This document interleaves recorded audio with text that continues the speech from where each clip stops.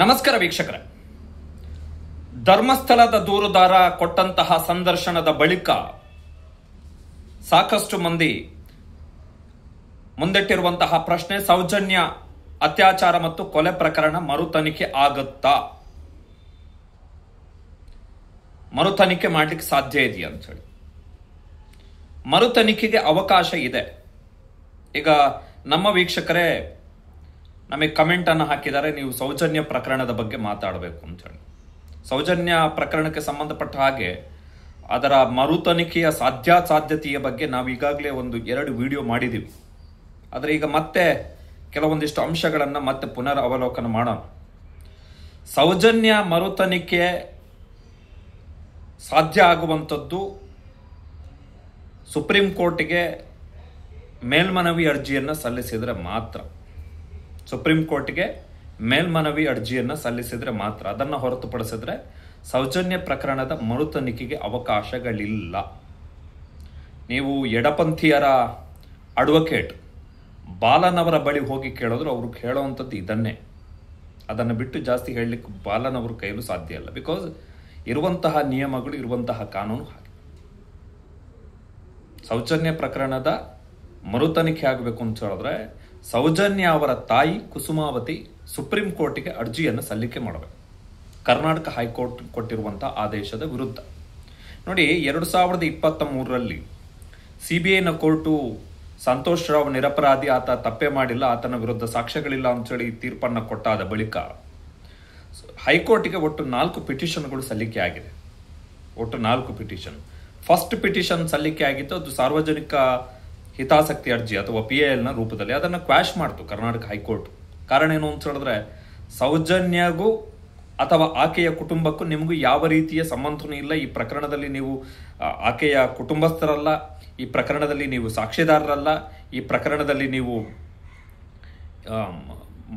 ವಿಟ್ನೆಸ್ಗಳಲ್ಲ ಎನ್ನುವಂಥ ಕಾರಣಕ್ಕೋಸ್ಕರ, ಮತ್ತೆ ಸಾರ್ವಜನಿಕರು ಬೀದಿಯಲ್ಲಿ ನಿಂತ್ಕೊಂಡು ಹೋರಾಟ ಮಾಡ್ತಿದ್ದಾರೆ ಎನ್ನುವಂಥ ಏಕೈಕ ಕಾರಣಕ್ಕೋಸ್ಕರ ಇನ್ವೆಸ್ಟಿಗೇಷನ್ ಮುಗಿದು ತೀರ್ಪು ಬಂದಿರುವಂಥ ಒಂದು ಪ್ರಕರಣವನ್ನ ಮತ್ತೆ ಮರು ತನಿಖೆ ಮಾಡಲಿಕ್ಕೆ ಆದೇಶ ಕೊಡ್ಲಿಕ್ಕೆ ಸಾಧ್ಯ ಇಲ್ಲ ಅಂತೇಳಿ ಹೇಳುತ್ತೆ. ಜೊತೆಗೆ ಕರ್ನಾಟಕ ಹೈಕೋರ್ಟ್ ಇನ್ನೊಂದು ಅಭಿಪ್ರಾಯವನ್ನು ವ್ಯಕ್ತಪಡಿಸುತ್ತೆ, ಸೌಜನ್ಯ ಕುಟುಂಬಕ್ಕೆ ಕಾನೂನಾತ್ಮಕ ಪರಿಹಾರಗಳು ಅಥವಾ ಕಾನೂನು ಹೋರಾಟದ ಬಗ್ಗೆ ಅರಿವಿರುತ್ತೆ, ಅವರು ಪ್ರೊಸೀಡ್ ಆಗ್ಬೋದು ಎನ್ನುವಂಥ ಅಭಿಪ್ರಾಯವನ್ನ ವ್ಯಕ್ತಪಡಿಸುತ್ತೆ ಕರ್ನಾಟಕ ಹೈಕೋರ್ಟ್ನ ದ್ವಿಸದಸ್ಯ ಪೀಠ. ವರಳೆ ಅವರಿದ್ದಂಥ ಪೀಠ. ಈಗ ಅವರು ಆಗ ಕರ್ನಾಟಕ ಹೈಕೋರ್ಟ್ನ ಮುಖ್ಯ ನ್ಯಾಯಮೂರ್ತಿಗಳಾಗಿದ್ದರು, ಈಗ ಸುಪ್ರೀಂ ಕೋರ್ಟ್ನ ನ್ಯಾಯಮೂರ್ತಿಗಳಾಗಿದ್ದಾರೆ. ಆ ಪೀಠದಲ್ಲಿ ನ್ಯಾಯಮೂರ್ತಿ ಕೃಷ್ಣ ದೀಕ್ಷಿತ್ ಅವರು ಕೂಡ ಇದ್ರು. ಇದಾದ ಬಳಿಕ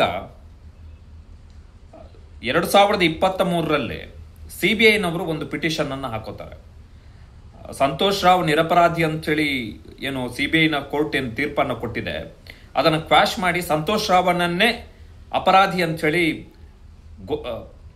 ಎತ್ತಿ ಹಿಡಿಯಬೇಕು ಅಂತೇಳಿ, ಆತನೇ ಅಪರಾಧಿ ಇದರಲ್ಲಿ ಅಂತೇಳಿ ಮೇಲ್ಮನವಿ ಅರ್ಜಿಯನ್ನ ಸಲ್ಲಿಕೆ ಮಾಡ್ತಾರೆ ಕರ್ನಾಟಕ ಹೈಕೋರ್ಟ್ಗೆ. CBIನವರು ಮೇಲ್ಮನವಿ ಅರ್ಜಿ ಸಲ್ಲಿಸಿದ ಕೆಲ ತಿಂಗಳ ಬಳಿಕವಷ್ಟೇ ಸೌಜನ್ಯ ಅವರ ತಂದೆ ಹೈಕೋರ್ಟ್ಗೆ ಅರ್ಜಿಯನ್ನ ಸಲ್ಲಿಸ್ತಾರೆ. ಅದ್ರ ಜೊತೆಗೆ ಸೌಜನ್ಯ ತಂದೆಯ ಜೊತೆಗೆ ಸಂತೋಷ್ ರಾವ್ ಕೂಡ ಅರ್ಜಿಯನ್ನ ಸಲ್ಲಿಸ್ತಾನೆ. ಅಲ್ಲಿಗೆ ಒಟ್ಟು 4 ಪಿಟಿಷನ್. ಸೊ ಈ CBI ಮತ್ತು ಸೌಜನ್ಯ ತಂದೆ ಮತ್ತು ಸಂತೋಷ್ ರಾವ್ ಇವರು 3 ಜನ ಏನು ಸಲ್ಲಿಕೆ ಮಾಡಿದ್ರು, ಈ 3 ಪಿಟಿಷನ್ ಅನ್ನ ಕ್ಲಬ್ ಮಾಡಿ ಕಳೆದ ವರ್ಷ 2024ರ ವರ್ಷದಲ್ಲಿ, ಕಳೆದ ವರ್ಷ ಆಗಸ್ಟ್ನಲ್ಲಿ ಕರ್ನಾಟಕ ಹೈಕೋರ್ಟ್ನ ವಿಭಾಗೀಯ ಪೀಠ ತೀರ್ಪನ್ನು ಕೊಡುತ್ತೆ. ಇಲ್ಲ, ಮರು ತನಿಖೆಯನ್ನು ಮಾಡಲಿಕ್ಕೆ ಆದೇಶವನ್ನು ಕೊಡ್ಲಿಕ್ಕೆ ಸಾಧ್ಯ ಇಲ್ಲ. ಕಾರಣ ಏನು ಅಂತ ಹೇಳಿದ್ರೆ, ಮರು ತನಿಖೆಯಿಂದ ಯಾವ ಉದ್ದೇಶವೂ ಕೂಡ ಸಾಧಿತ ಆಗಲ್ಲ. ಈಗ ಆ ತನಿಖೆಗೆ ಬೇಕಾದಂತಹ ಪೂರಕ ಸಾಕ್ಷಿಗಳನ್ನ ಸಂಗ್ರಹ ಮಾಡುವಂಥದ್ದು ಅಸಾಧ್ಯ ಆಗುವುದರಿಂದಾಗಿ ಮರು ತನಿಖೆಗೆ ಆದೇಶವನ್ನು ಕೊಡ್ಲಿಕ್ಕೆ ಸಾಧ್ಯ ಇಲ್ಲ ಅಂತ ಹೇಳುದು. ಇನ್ನು CBIನವರು ಏನು ಮೇಲ್ಮನವಿ ಅರ್ಜಿಯನ್ನು ಸಲ್ಲಿಸಿದ್ರು, ಸಂತೋಷ್ ರಾವ್ನನ್ನೇ ಅಪರಾಧಿ ಅಂತ ಹೇಳಿ ಮಾಡಬೇಕು ಅಂತ ಹೇಳಿ, ಅದನ್ನು ಕೂಡ ಒಪ್ಕೊಳ್ಳಿಲ್ಲ. ಕಾರಣ ಏನು ಅಂತ ಹೇಳಿದ್ರೆ, ಆತನ ವಿರುದ್ಧ ಆರೋಪವನ್ನು ಸಾಬೀತುಪಡಿಸಲಿಕ್ಕೆ ಪೂರಕವಾದಂತಹ ಸಾಕ್ಷ್ಯಗಳಿಲ್ಲ ಅಂತ ಹೇಳಿ ಏನು CBIನ ಕೋರ್ಟ್ ಹೇಳಿತ್ತು, ಆ ಕೋರ್ಟ್ನ ತೀರ್ಪು ಸರಿ ಇದೆ ಅಂತ ಹೇಳಿ ಹೈಕೋರ್ಟ್ ಹೇಳಿತು. ಇನ್ನು ಸಂತೋಷ್ ರಾವ್ ಒಂದು ಅಪ್ಲಿಕೇಶನ್ ಅನ್ನು ಸಲ್ಲಿಸಿದ್ದ, ನನಗೆ 40 ಲಕ್ಷ ರೂಪಾಯಿಗಳ ಪರಿಹಾರವನ್ನು ಕೊಡಬೇಕು ಅಂತೇಳಿ, ಅದನ್ನ ಸರ್ಕಾರ ನಿರ್ಧಾರ ಮಾಡಬೇಕು ಅಂತೇಳಿ ಅದನ್ನು ಕೂಡ ಡಿಸ್ಪೋಸ್ ಮಾಡುತ್ತೆ ಕರ್ನಾಟಕ ಹೈಕೋರ್ಟ್. ಈಗ ದೂರುದಾರ, ಧರ್ಮಸ್ಥಳದ ವಿರುದ್ಧ ಸುಳ್ಳು ದೂರನ್ನು ಕೊಟ್ಟಿರುವಂತಹ ದೂರುದಾರ ಚಿನ್ನಯ್ಯ ಕೊಟ್ಟಿರುವಂತಹ ಸಂದರ್ಶನ 2 ಯೂಟ್ಯೂಬ್ ಚಾನಲ್ಗಳು, ಅದನ್ನು ವಾರ್ತಾ ಭಾರತಿಯವರು ಕೂಡ ಪ್ರಸಾರ ಮಾಡಿದ್ದಾರೆ. ವಾರ್ತಾ ಭಾರತಿ, ಕನ್ನಡ ಪ್ಲಾನೆಟ್ ಮತ್ತು ಡಿಟಾಕ್ಸ್, ದಿನೇಶ್ ಕುಮಾರ್ ದಿನ್ನು ಅವರ ಯೂಟ್ಯೂಬ್ ಚಾನಲ್. ಸೊ ಈ 3 ಯೂಟ್ಯೂಬ್ ಚಾನಲ್ಗಳಲ್ಲಿ ಈ ಸಂದರ್ಶನ ಪ್ರಸಾರ ಆಗಿದೆ. ಈ ಸಂದರ್ಶನ ನಡೆದಿರುವಂಥದ್ದು SIT ತನಿಖೆಯ ಆರಂಭಕ್ಕೂ ಮೊದಲು. ಅದಕ್ಕಿಂತಲೂ ವೆರಿ ಇಂಪಾರ್ಟೆಂಟ್ ಏನು ಅಂತ ಹೇಳಿದ್ರೆ, ಈ ದೂರುದಾರ ಧರ್ಮಸ್ಥಳ ಠಾಣೆಗೆ ಹೋಗಿ ದೂರನ್ನ ಕೊಡ್ತಾನಲ್ಲ, ಅದಕ್ಕಿಂತ ಮುಂಚೆ ಆಗಿರ್ತಕ್ಕಂತಹ ಸಂದರ್ಶನ. ಆ ಸಂದರ್ಶನದಲ್ಲಿ ಆತ ಸೌಜನ್ಯ ಮೇಲೆ ಅತ್ಯಾಚಾರ ನಡೆಸಿರುವಂಥದ್ದು ದಣಿಗಳು ಮತ್ತು ದಣಿಗಳ ಮಗ ಅತ್ಯಾಚಾರ ನಡೆಸಿದ್ದಾರೆ ಮತ್ತು ಅದರ ಮಾಹಿತಿ ರವಿ ಪೂಜಾರಿ ಎಂಬಾತನಿಗೆ ಗೊತ್ತಿತ್ತು. ಆತನನ್ನ ಮಾಹಿತಿ ಕಚೇರಿಯಲ್ಲೇ ಆತನನ್ನು ಮರ್ಡರ್ ಮಾಡಲಾಗುತ್ತೆ ಎನ್ನುವಂತಹ ಸ್ಟೇಟ್ಮೆಂಟ್ ಅನ್ನ ಕೊಟ್ಟಿದ್ದಾನೆ ಸಂದರ್ಶನದಲ್ಲಿ. ಮಾಹಿತಿ ಕಚೇರಿಗೆ ಹೋದವನು ವಾಪಸ್ ಬರಲಿಲ್ಲ ಅಂತೇಳಿ ಆತ ಸಂದರ್ಶನದಲ್ಲಿ ಹೇಳಿರುವಂಥದ್ದು ವೆರಿ ಇಂಪಾರ್ಟೆಂಟ್ ಸ್ಟೇಟ್ಮೆಂಟ್. ನನ್ನ ಹತ್ರ ಬಂದು ಹೇಳಿದ್ದ ರವಿ ಪೂಜಾರಿ, ಸೌಜನ್ಯಳನ್ನ ಅತ್ಯಾಚಾರ ಮಾಡಿದ್ದು ದಣಿಗಳು ಮತ್ತು ಅವರ ಮಕ್ಕಳು. ಹೆಣವನ್ನ ಅಲ್ಲಿ ಹೋಗಿ ಮಣ್ಣಸಂಕದ ಬಳಿ ಬಿಸಾಕ್ಲಿಕ್ಕೆ ಹೇಳಿದ್ರು. ರವಿ ಪೂಜಾರಿಗೆ 20,000 ರೂಪಾಯಿ ಕೊಟ್ಟಿದ್ರಂತೆ. ರವಿ ಪೂಜಾರಿ ನನ್ನ ಹತ್ರ ಅದನ್ನು ಹೇಳ್ಕೊಂಡಿದ್ದ. ಆದರೆ ರವಿ ಪೂಜಾರಿಯನ್ನ ಮರ್ಡರ್ ಮಾಡಿದ್ರು. ನಾನು ಭಯದಿಂದ ಸೌಜನ್ಯ ಕೇಸ್ನ ಸಂದರ್ಭದಲ್ಲಿ ನಾನು ಧರ್ಮಸ್ಥಳ ಬಿಟ್ಟು ಹೋದೆ ಅಂತೇಳಿ ಆತ ಸ್ಟೇಟ್ಮೆಂಟ್ ಅನ್ನು ಸಂದರ್ಶನವನ್ನು ಕೊಟ್ಟಿದ್ದಾನೆ. ಸೊ ಈಗ ಈತನ ಹೇಳಿಕೆಗಳನ್ನು ಆಧರಿಸಿ, ಕಾರಣ ಏನು ಅಂತ ಹೇಳಿದ್ರೆ, BLR ಪೋಸ್ಟ್ ಎನ್ನುವಂತ ಒಂದು ವೆಬ್ಸೈಟ್, ಅದನ್ನ ದಿನೇಶ್ ಕುಮಾರ್ ದಿನ್ನು ಅವರು ನಿನ್ನೆ ಉಲ್ಲೇಖ ಮಾಡಿದ್ದಾರೆ. ಆ ವೆಬ್ಸೈಟ್ ಟ್ರಸ್ಟೇಬಲ್ ಏನಲ್ಲ. ಕಾರಣ ಏನು ಅಂತ ಹೇಳಿದ್ರೆ, ಈ ಧರ್ಮಸ್ಥಳದ SIT ಡಿಗ್ಗಿಂಗ್ ಆದಂತಹ ಸಂದರ್ಭದಲ್ಲಿ ಏನು ಮೊದಲ ದಿನ ಪ್ಯಾನ್ ಕಾರ್ಡು ಮತ್ತೆ ATM ಕಾರ್ಡ್ ಸಿಕ್ತು. ಅದು ಮಹಿಳೆಯ ATM ಕಾರ್ಡು. ಆ ಮಹಿಳೆ ಧರ್ಮಸ್ಥಳದ ಲಾಡ್ಜ್ನಲ್ಲಿ ಮೃತಪಟ್ಟಂತಹ ಲಕ್ಷ್ಮಿ ಎನ್ನುವಂತಹ ಒಂದು ಆ ಸುದ್ದಿಯನ್ನ BLR ಪೋಸ್ಟ್ನವರೇ ವರದಿ ಮಾಡಿದ್ರು. ಆಮೇಲೆ ಅದರ ಸತ್ಯಾಸತ್ಯತೆ ಗೊತ್ತಾಯ್ತು. ಇಲ್ಲ, ಅದು ಒಬ್ಬ ಜಾಂಡಿಸ್ನಿಂದ ಮೃತಪಟ್ಟಂತಹ ಬೆಂಗಳೂರಿನ ಹೊರವಲಯದ ದಾಬಸ್ಪೇಟೆ ಮೂಲದ ವ್ಯಕ್ತಿಯದ್ದು ಅಂತೇಳಿ. ಸೊ ಅಂಥದ್ದೊಂದು ಸುಳ್ಳು ಸುದ್ದಿಯನ್ನ ಪ್ರಕಟಿಸಿದಂತಹ ವೆಬ್ಸೈಟ್ನ ಸುದ್ದಿಯನ್ನ ಆಧರಿಸಿ ದಿನೇಶ್ ಕುಮಾರ್ ದಿನ್ನು ಅವರು ನಿನ್ನೆ ಸ್ಟೇಟ್ಮೆಂಟ್, ಇದು ತಮ್ಮ ಕಂಟೆಂಟ್ಗೆ ಪೂರಕವಾಗಿ ಕೆಲವೊಂದಿಷ್ಟು ವಿಮರ್ಶೆಗಳನ್ನ ಮಾಡಿದ್ದಾರೆ. ಸೊ ಈಗ ಎದ್ದಿರುವಂತಹ ಪ್ರಶ್ನೆ ಏನು ಅಂತ ಹೇಳಿದ್ರೆ, ಈತನ ಹೇಳಿಕೆಯನ್ನ ಆಧರಿಸಿ ಹೇಳಿಕೆ ಅನ್ನೋದಕ್ಕಿಂತ ಹೇಳಿಕೆ ಅಂತ ಆದ್ರೆ ಪೊಲೀಸ್ ಸ್ಟೇಟ್ಮೆಂಟ್ ಇಲ್ಲ ನ್ಯಾಯಾಧೀಶರ ಮುಂದೆ ಹೇಳಿಕೆ ಅಂತ ಆಗುತ್ತೆ. ಈತ ಕೊಟ್ಟಿರುವಂತಹ ಈತನ ಸಂದರ್ಶನವನ್ನು ಆಧರಿಸಿ ಈಗ ಸೌಜನ್ಯ ಅತ್ಯಾಚಾರ ಮತ್ತು ಕೊಲೆ ತನಿಖೆ, ಅದರ ಮರು ತನಿಖೆ ಆಗಬೇಕು ಅಂತ ಹೇಳಿ ಪಿಟಿಷನ್ ಅನ್ನು ಸಲ್ಲಿಕೆ ಮಾಡಲಿಕ್ಕೆ ಅವಕಾಶಗಳಿದಾವೆ. ಆದರೆ ಇಲ್ಲಿ ವೆರಿ ಇಂಪಾರ್ಟೆಂಟ್, ನಾನು 2 ಸಂದರ್ಶನಗಳನ್ನ ಈ ಸಂದರ್ಭದಲ್ಲಿ ನಿಮ್ಮ ಮುಂದೆ ಇಡಬೇಕು. ಏನು ಅಂತ ಹೇಳಿದ್ರೆ, ಈತ ಕನ್ನಡ ಪ್ಲಾನೆಟ್ ಮತ್ತು ದಿನೇಶ್ ಕುಮಾರ್ ದಿನೋ ಅವರಿಗೆ ಕೊಟ್ಟಂತಹ ಸಂದರ್ಶನದಲ್ಲಿ ಆತ ಹೇಳ್ತಾನೆ, 1,000ದಿಂದ 1,500 ಹೆಣಗಳನ್ನು ಹೂತಿದ್ದೀನಿ ನಾನು. ಮತ್ತೆ ನಾನು ಹೆಣ ಎಲ್ಲಿ ಹೂತಿದ್ದೀನಿ ಎನ್ನುವಂಥದ್ದು ನನ್ನನ್ನು ಬಿಟ್ಟರೆ ಯಾರಿಗೂ ಗೊತ್ತಿಲ್ಲ. ನಾನು ಒಬ್ಬನೇ ಆ ಹೆಣವನ್ನು ಹೂತಿರುವಂಥದ್ದು ಅಂತೇಳಿ ಆತ ದಿನೇಶ್ ಕುಮಾರ್ ದಿನೋ ಅವರಿಗೆ ಕೊಟ್ಟಿರುವಂಥ ಮತ್ತು ಕನ್ನಡ ಪ್ಲಾನೆಟ್ ಕೊಟ್ಟಂತಹ ಸಂದರ್ಶನದಲ್ಲಿ ಆತ ಹೇಳಿರುವಂಥದ್ದು. ಇದು ಈ ಸಂದರ್ಶನ ಆಗಿರುವಂಥದ್ದು ಯಾವಾಗ, SIT ತನಿಖೆ ಆರಂಭಕ್ಕೂ ಮೊದಲು. ಆತ ಮೊದಲ ಬಾರಿಗೆ ಬೆಳ್ತಂಗಡಿಯ ಕೋರ್ಟ್ನಲ್ಲಿ ನ್ಯಾಯಾಧೀಶರ ಮುಂದೆ ಸ್ಟೇಟ್ಮೆಂಟ್ ಕೊಡುವುದಕ್ಕೂ ಮೊದಲು, ಧರ್ಮಸ್ಥಳ ಠಾಣೆಗೆ ಹೋಗಿ FIR ದಾಖಲು ಮಾಡಿಸುವುದಕ್ಕೂ ಮೊದಲು, SP ಕಚೇರಿಗೆ ಹೋಗುವುದಕ್ಕೂ ಮೊದಲು ಅಂದ್ರೆ SP ಕಚೇರಿಗೆ ಹೋದಾಗ ಗೊತ್ತಾಗಿದ್ದು ಈ ತರ ಒಂದು ದೂರನ್ನು ಕೊಡ್ಲಿಕ್ಕೆ ಹೋಗ್ತಾ ಇದ್ದಾರೆ ಇವರು ಅಂತೇಳಿ. ಅದಕ್ಕೂ ಮೊದಲು ಕೊಟ್ಟಿರುವಂತಹ ಇಂಟರ್ವ್ಯೂ ಇದು, ಅದಕ್ಕೂ ಮೊದಲು ಕೊಟ್ಟಿರುವಂತಹ ಸಂದರ್ಶನ. ಆ ಸಂದರ್ಶನದಲ್ಲಿ ಈ ತರ ಹೇಳ್ತಾನೆ ಅವನು, 1,000ದಿಂದ 1,500 ಹೆಣಗಳನ್ನು ಹೊತ್ತಿದ್ದೀನಿ. ಪರ್ಫೆಕ್ಟ್ ಆಗಿ ನನಗಷ್ಟೇ ಗೊತ್ತಿರುವಂಥದ್ದು, ನನ್ನನ್ನು ಬಿಟ್ಟರೆ ಯಾರಿಗೂ ಕೂಡ ಗೊತ್ತಿಲ್ಲ ನಾನು ಎಲ್ಲಿ ಹೆಣ ಹೊತ್ತಿದ್ದೀನಿ ಅಂತೇಳಿ, ಯಾರಿಗೂ ಕೂಡ ಗೊತ್ತಿಲ್ಲ. ಪರ್ಫೆಕ್ಟ್ ಆಗಿ ನನಗಷ್ಟೇ ಗೊತ್ತಿದೆ, ಯಾರು ಇರಲಿಲ್ಲ ಅಂತೇಳಿ. ಇದು ಆತ SIT ತನಿಖೆ ಆರಂಭಕ್ಕೂ ಮೊದಲು ಕೊಟ್ಟಿರುವಂಥ ಇಂಟರ್ವ್ಯೂ. ಇದಾದ ಬಳಿಕ ಈ SIT ತನಿಖೆ ನಡೆಯುತ್ತಲ್ಲ, ಎಸ್ ಐ ಟಿ ಅವರು ಭೂಮಿಯನ್ನ ಅಗೀಲಿಕ್ಕೆ ಶುರು ಮಾಡಿದ ಬಳಿಕ ಆತ ಇಂಡಿಯಾ ಟುಡೇಗೆ ಒಂದು ಇಂಟರ್ವ್ಯೂ ಅನ್ನು ಕೊಡ್ತಾನೆ ಮಧ್ಯದಲ್ಲಿ. ಆತ ಅದರಲ್ಲಿ ಹೇಳ್ತಾನೆ, ನಾನು ಹೆಣ ಹೂಳುವಂತಹ ಸಂದರ್ಭದಲ್ಲಿ ನನ್ನ ಭಾವ, ಮಾರ, ತಾನಾಸಿ, ರಾಜು, ರಂಗ ಹೀಗೆ 5-6 ಜನ ಇರ್ತಾ ಇದ್ರು ಅಂತ ಹೇಳಿ. ನನ್ನ ಭಾವ, ಮಾರ, ತಾನಾಸಿ, ರಾಜು, ರಂಗ ಹೀಗೆ 5-6 ಜನ ಇಡ್ತಾ ಇದ್ರು ನಾನು ಹೆಣ ಹೂಳುವಂತಹ ಸಂದರ್ಭದಲ್ಲಿ. ಇದು ಯಾವಾಗ ಕೊಟ್ಟಿರುವಂತದ್ದು ಇಂಡಿಯಾ ಟುಡೇಗೆ ಇಂಟರ್ವ್ಯೂ? ಈ 6ನೆಯ ಸ್ಪಾಟ್ ಅನ್ನ ಅಗೆದಾದ ಬಳಿಕ ಕೊಟ್ಟಿರುವಂತಹ ಇಂಟರ್ವ್ಯೂ. ಈ ದಿನೇಶ್ ಕುಮಾರ್ ದಿನ್ನೋ ಮತ್ತು ಕನ್ನಡ ಪ್ಲಾನೆಟ್ ಮತ್ತು ವಾರ್ತಾ ಭಾರತಿಯವರು ಏನು ಕ್ಯಾರಿ ಮಾಡ್ತಿದ್ದಾರೆ ಸಂದರ್ಶನ, ಆ ಸಂದರ್ಶನ ಕೊಟ್ಟಿರುವಂತದ್ದು SIT ತನಿಖೆ ಆರಂಭಕ್ಕೂ ಮೊದಲು. ಇನ್ನು ಆತ ದಕ್ಷಿಣ ಕನ್ನಡದ SP ಗೆ ದೂರನ್ನ ಕೊಡುವುದಕ್ಕಿಂತ ಮುಂಚೆ ಮಾಡಿರುವಂತಹ ಸಂದರ್ಶನ. ಸೊ ವ್ಯತ್ಯಾಸ ನೋಡಿ, ವ್ಯತ್ಯಾಸ ಎಷ್ಟಿದೆ ಅಂತ ಹೇಳಿದ್ರೆ, ನಾನಷ್ಟೇ ಓದ್ತಿದ್ದೀನಿ, ನನಗಷ್ಟೇ ಗೊತ್ತು, ನನಗಷ್ಟೇ ಪರ್ಫೆಕ್ಟ್ ಆಗಿ ಗೊತ್ತು, ನನ್ನನ್ನು ಬಿಟ್ಟರೆ ಯಾರಿಗೂ ಗೊತ್ತಿಲ್ಲ, ನಾನು ತೋರಿಸ್ತೀನಿ ಅಂತ ಹೇಳ್ತಾ ಇದ್ದಂತ ವ್ಯಕ್ತಿ ಈ 6ನೆಯ ಸ್ಪಾಟ್ SIT ಅವರು ಅಗೆಯುವಂತಹ ಸಂದರ್ಭದಲ್ಲಿ ಏನೂ ಸಿಗದೆ ಇದ್ದಂತಹ ಸಂದರ್ಭದಲ್ಲಿ ಆತ ನಿಧಾನಕ್ಕೆ ತನ್ನ ವರ್ಷನ್ ಅನ್ನ ಚೇಂಜ್ ಮಾಡ್ಕೊತಾ ಹೋಗ್ತಾನೆ.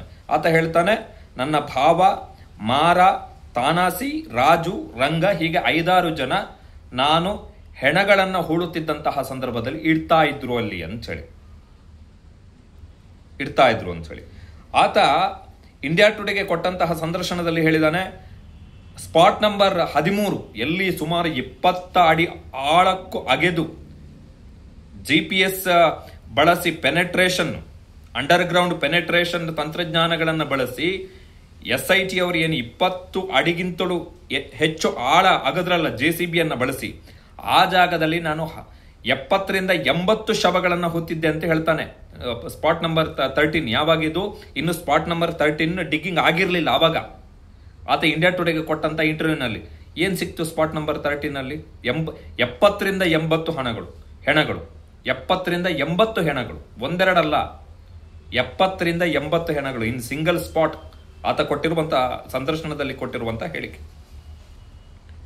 ಸೊ ಈ ಎಲ್ಲಾ ಅಂಶಗಳನ್ನ ಜೊತೆಗೆ ಆ ಇಂಡಿಯಾ ಟುಡೇಯಲ್ಲೂ ಕೂಡ ಆತ ಇಂಟರ್ವ್ಯೂ ಅಲ್ಲಿ ಹೇಳ್ತಾನೆ, ಈ SIT ತನಿಖೆಯ ಮಧ್ಯಾವಧಿಯಲ್ಲಿ ಕರೆಕ್ಟ್ ಆಗಿ ತೋರಿಸ್ತಿದ್ದೀನಿ ನಾನು ಅಂತ ಹೇಳಿ, ನಾನು ಏನು ಎಲ್ಲಿ ಹೆಣಗಳನ್ನ ಹೂತಿದ್ದೀನಿ ಅದೇ ಜಾಗವನ್ನ ಕರೆಕ್ಟ್ ಆಗಿ ನಾನು ತೋರಿಸಿದ್ದೀನಿ ಅಂತ ಹೇಳಿ ಆತ ಹೇಳಿದಾನೆ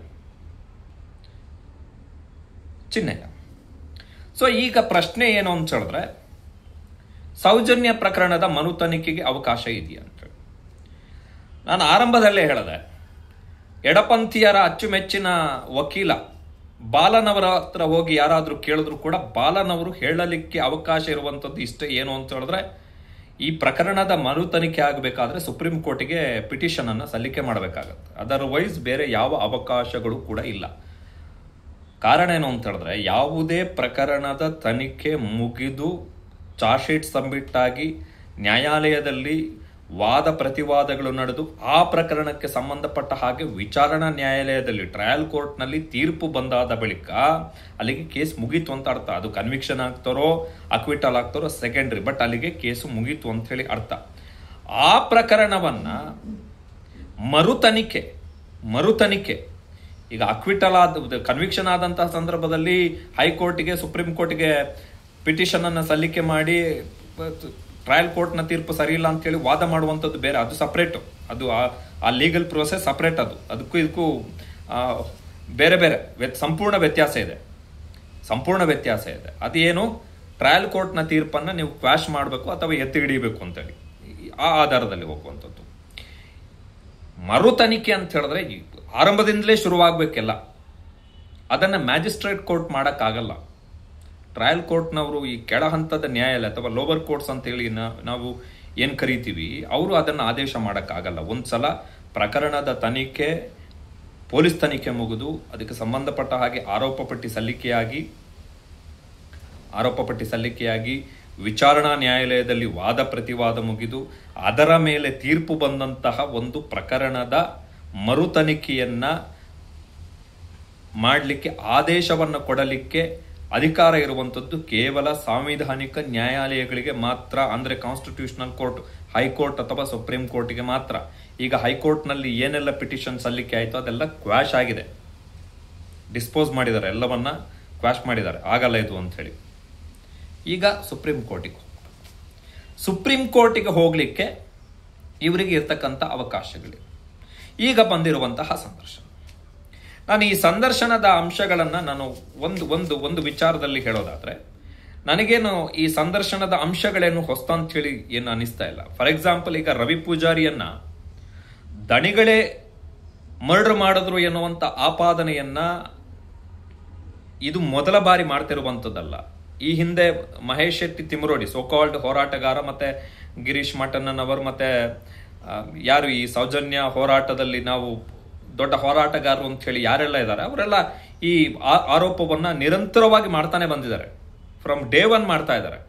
ಫ್ರಮ್ ಡೇ ಒನ್ ರವಿ ಪೂಜಾರಿಯನ್ನ ಕೊಂದಿದ್ದ ಅವನೇ ಪ್ರಮುಖ ಸಾಕ್ಷಿದಾರ, ಅವನನ್ನು ಕೊಲ್ಲಲಾಯಿತು ಅಂತ ಹೇಳಿ ಡೇ ಒನ್ ನಿಂದ ಆರೋಪ ಮಾಡ್ತಿದ್ದಾರೆ.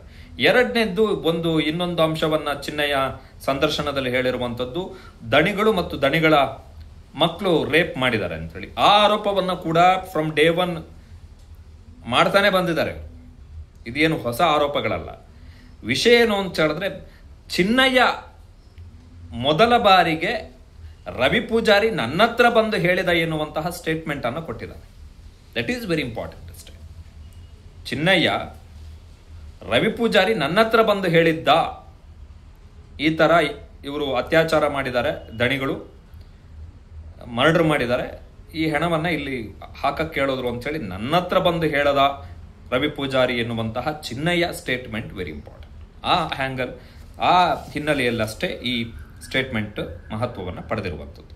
ಬಟ್ ಈತನ ಮಾತುಗಳನ್ನ ನಂಬಲಿಕ್ಕೆ ಸಾಧ್ಯನಾ? That is the question. Reliability ಏನಿದೆ ಅಂತ ಹೇಳಿ, ಎಷ್ಟರ ಮಟ್ಟಿಗೆ ನಂಬಿಕೆಗೆ ಅರ್ಹ, ಎಷ್ಟರ ಮಟ್ಟಿಗೆ ನಂಬಿಕೆಗೆ ಅರ್ಹ ಈತನ ಸ್ಟೇಟ್ಮೆಂಟ್. ಕಾರಣ, ಜುಲೈ 4ರಂದು ಧರ್ಮಸ್ಥಳ ಠಾಣೆಯಲ್ಲಿ ದಾಖಲಾದಂತಹ FIRನ ಅಂಶಗಳನ್ನು ಆಧರಿಸಿ ಮಾನ್ಯ ಮುಖ್ಯಮಂತ್ರಿ ಸಿದ್ದರಾಮಯ್ಯನವರ ಸರ್ಕಾರ ಪೊಲೀಸರ ಅಭಿಪ್ರಾಯವನ್ನ ಕೇಳುವುದಕ್ಕಿಂತ ಮುಂಚೆ ಈ SITಗೆ ಕೊಡ್ತಿ. SIT ಅವರು JCB ಬಳಸಿದ್ರು. ಸುಮಾರು 20-30 ಜನ ಕಾರ್ಮಿಕರು, AC, ತಹಶೀಲ್ದಾರ್ಗಳು, ಪ್ರಣಬ್ ಮೊಹಂತಿ ಅಂತ ಅತ್ಯಂತ ಸೀನಿಯರ್ ಮೋಸ್ಟ್ IPS ಅಧಿಕಾರಿಯನ್ನ ಆ SITಗೆ ನೇಮಕ ಮಾಡಿ ಡಿಗ್ ಮಾಡಿದ್ರು. ಏನು ಸಿಗ್ಲಿಲ್ಲ. ಸಿಕ್ಕಂತ 2 ಕಡೆಗಳಲ್ಲಿ ಏನು ಮೃತದೇಹಗಳಿತ್ತು ಅದು 2 ಕೂಡ ಪುರುಷರದ್ದು. ಅದರಲ್ಲಿ ಸ್ಪಾಟ್ ನಂಬರ್ 11ರಲ್ಲಿ ಸಿಕ್ಕಂತಹ ಮೃತದೇಹ ಏನಿದೆ ಅದು ರೀಸೆಂಟ್ ಆಗಿ ಡೆತ್ ಆದಂತಹ ಮೃತದೇಹ. ಅದಕ್ಕೂ ಚಿನ್ನಯ್ಯ ಕೊಟ್ಟಂತಹ ದೂರಿಗೂ ಸಂಬಂಧ ಇಲ್ಲ. ಕಾರಣ ಚಿನ್ನಯ್ಯ 2014ಕ್ಕೆಲ್ಲ ಬಿಟ್ಟೋಗ್ಬಿಡ್ತಾನೆ ಧರ್ಮಸ್ಥಳವನ್ನ, ಅದ ಬಂದೇ ಇಲ್ಲ ಆಮೇಲೆ. ಸೊ ಆತ ಡಿಗ್ ಮಾಡಿದ್ದು ಟಿಲ್ 2014. ಸೊ ಆ ಡೆಡ್ ಬಾಡಿ ಏನು ಸ್ಪಾಟ್ ನಂಬರ್ 11ರಲ್ಲಿ ಸಿಕ್ಕಿದ್ದು ಅದು ರೀಸೆಂಟ್ ಆಗಿರುವಂಥದ್ದು ಎನ್ನುವಂತಹ ಅಂಶ. ಸೊ ಈತನ ಹೇಳಿಕೆಗಳನ್ನು ಎಷ್ಟರ ಮಟ್ಟಿಗೆ ನಂಬಬಹುದು, ಇದು ಇರುವಂತಹ ಎಷ್ಟರ ಮಟ್ಟಿಗೆ ನಂಬಲಿಕ್ಕೆ ಸಾಧ್ಯ. ಇವನು ಹೇಳಿದ್ದನ್ನೆಲ್ಲ ಸತ್ಯ ಅಂತ ಹೇಳಿ ನಂಬುವ ಸ್ಥಿತಿ ಇತ್ತು, ಇಲ್ಲ ಅಂತಲ್ಲ. ಈಗ ಫಾರ್ ಎಕ್ಸಾಂಪಲ್, ಈಗ ಕನ್ನಡ ಪ್ಲಾನೆಟ್ ದಿನೇಶ್ ಕುಮಾರ್ ದಿನೋ ಮತ್ತು ವಾರ್ತಾ ಭಾರತಿಯವರು ಏನೀಗ ಆತನ ಸಂದರ್ಶನವನ್ನ ಕ್ಯಾರಿ ಮಾಡಿದ್ದಾರೆ.